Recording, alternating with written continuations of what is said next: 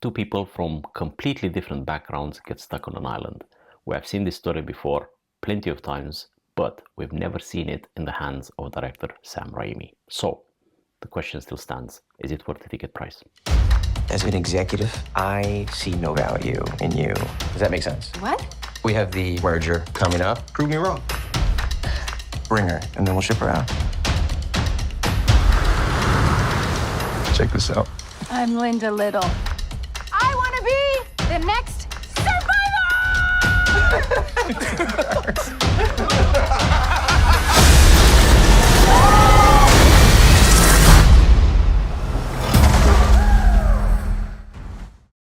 Hey, my name is Alex, and if you're new to the channel, I talk about films in a more conversational way, and I try to answer one simple question. Is it worth the cinema ticket price, or in the case of a TV series, is it worth your time? Now, let's talk about Send Help.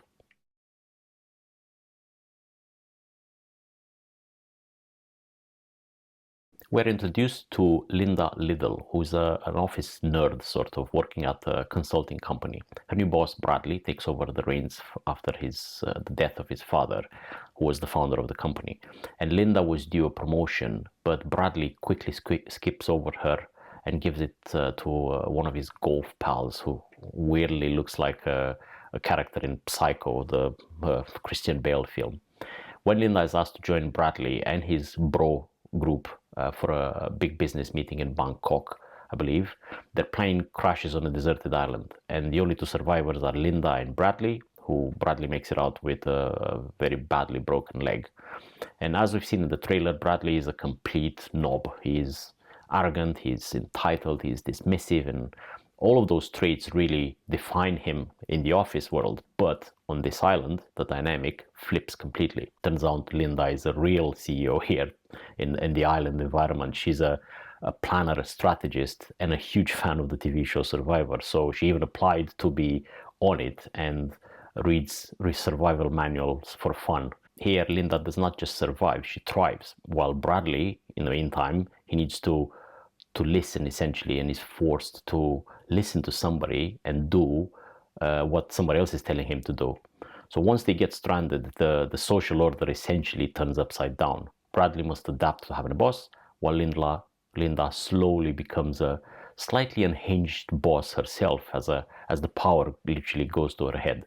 She grows so comfortable in this situation that when the opportunity to actually leave, she just decides that maybe it's not the time. So far, this is all very predictable. But that said, this is a Sam Raimi film, and it is good to see him back working in the thriller space, which is where he made his trademark. And speaking of trademarks, you'll see them here too. You'll get the over-the-top gore, plenty of blood, guts and vomit, and those frantic, snappy camera moves that we've seen previously in Raimi films.